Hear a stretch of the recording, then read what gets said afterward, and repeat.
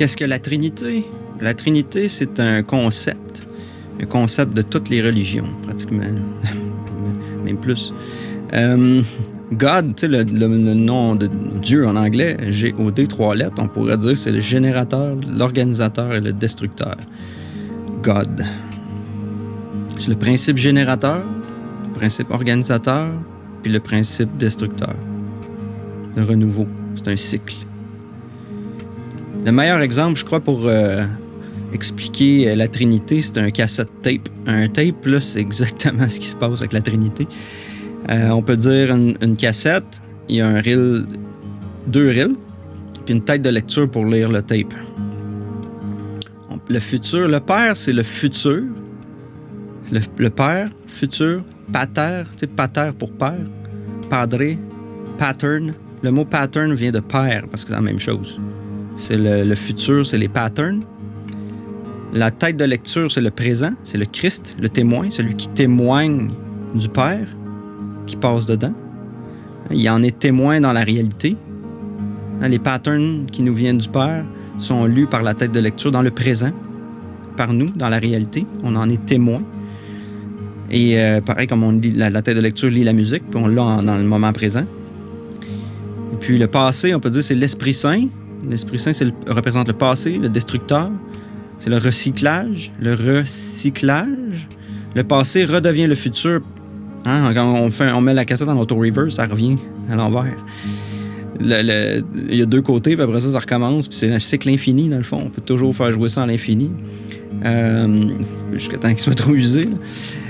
Mais c'est ça, c'est que dans le fond, le destructeur, c'est comme le matériel ou ce qui se passait dans le passé nous sert d'enseignement pour utiliser comme pattern pour le futur, qui peut réutiliser, dans le fond, recycler le tout. Dans toutes les religions, comme Brahma, Vishnu, Shiva, en hindouisme, on en a beaucoup aussi, Anu, Enlil, Ea. Et en Égypte, les Égyptiens utilisent Osiris, Isis et Horus. Brahma, Vishnu, Shiva en hindouisme, comme j'ai dit. On l'a en philosophie de Platon. L'inconnu, le Père. Le monde, c'est l'âme. Et le logos, la parole. Le Père, le Fils et l'Esprit Saint. Comme bon chrétien, c'est ce qu'on apprend. Dans le fond, c'est le mind, body and spirit. C'est l'esprit ou la pensée, le corps et l'esprit. Pensée, émotion, action. Le Père, dans le fond, ce que ça représente, ce qui est relié au Père, c'est Father, ou en anglais, ou Future. Father, c'est le même mot, qui est basé sur la même étymologie. Créateur, Brahma. Abraham, là, ça vient de Ab pour papa, Ram, Père, Ram, le Père, le bélier. Le Père, fait qu'Abraham, c'est un peu ça aussi. Brahma, tu sais, ça ressemble. Abraham, puis Saraswati. Je veux dire Abraham, en tout cas. Sarah et Abraham. Osiris, proton positif, ou en tout cas le principe masculin. On pourrait inverser, ça reviendra au même. Le fils, c'est le sun, ou le sun en anglais. Hein, c'est le même mot, en fait. Le fils ou le sun, le soleil, parce que c'est vraiment la même chose. C'est aussi le présent, le préservateur. C'est Vishnu, le Christ. Horus, neutron. Le neutre, c'est le principe du neutre, dans le fond.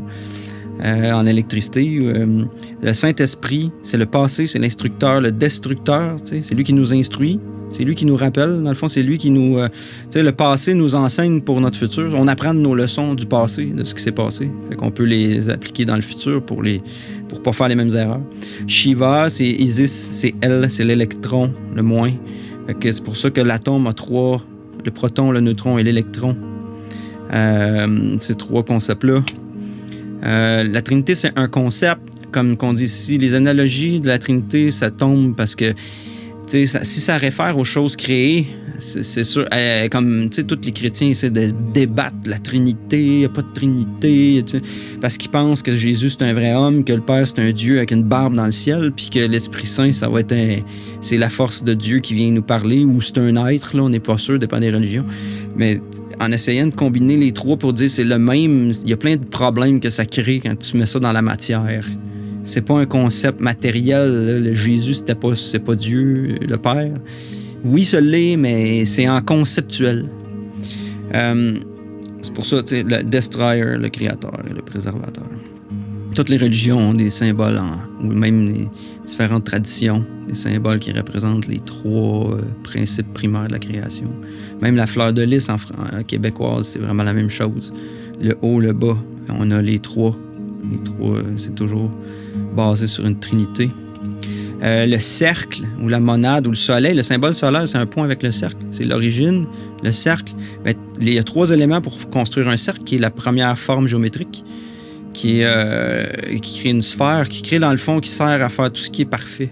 Le cercle, ça représente le ciel, ça représente aussi la perfection. Il y a trois éléments dans un cercle, l'origine, le radius et le périmètre. Le radius ou le rayon,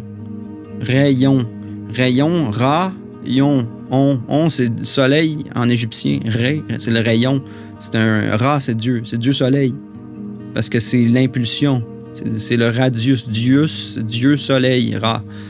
L'esprit, l'origine, l'impulsion, puis le cercle, le mot L dedans, c'est le body, le corps.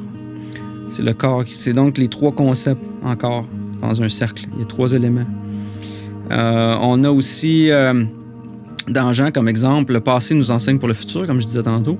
Dans Jean 14, 25, si on regarde un petit peu le temps des verbes, ici Jésus nous parle à ses disciples, il parle des trois concepts là, de la Trinité, de lui, de l'Esprit Saint puis du Père.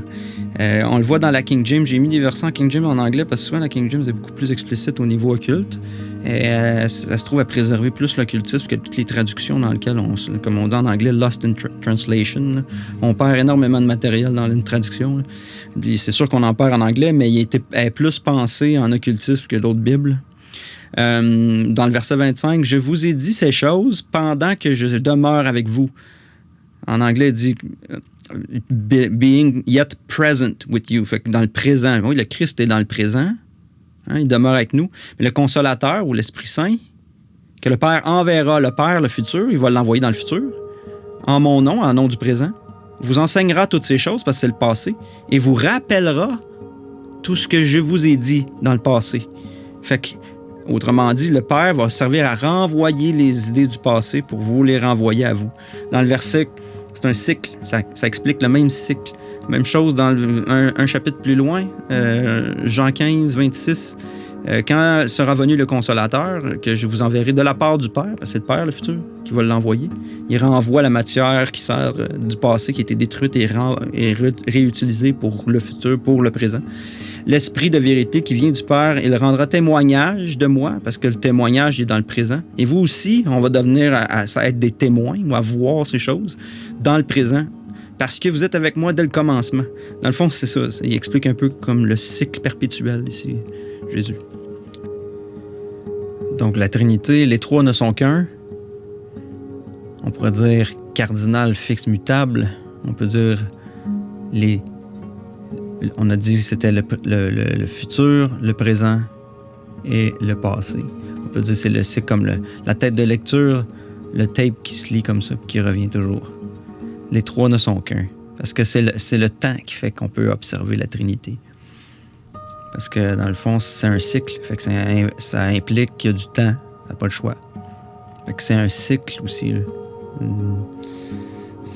Ça représente tout ça parce que c'est lié ensemble. Ça peut pas être séparé. Le temps fait apparaître ces trois choses en même temps. En même temps. Parce que pour en être témoin, il faut qu'il y ait une différence de temps. Sinon, tu n'as pas d'image dans le miroir. Là. Tu fais pas la différence entre toi et d'autres choses. Quand tu fais la différence entre toi et d'autres choses, dans le fond, tu inclus une observation. Donc, tu as une distance, tu as du temps. Fait que ça, c'est ce qui fait qu'on peut s'observer dans le miroir en même temps. Tu peux pas enlever le futur puis le passé ou le présent. Ça va ensemble, ces trois concepts-là. Il peut pas être futur s'il n'y a pas de présent. Parce que ça n'existe pas, ça veut dire. S'il n'y a pas de futur, ben il n'y a pas de vie. S'il n'y a pas de passé non plus. Fait que ça prend tout ça. Là. Pour maintenir. Sinon, il n'y a rien pour recréer du nouveau.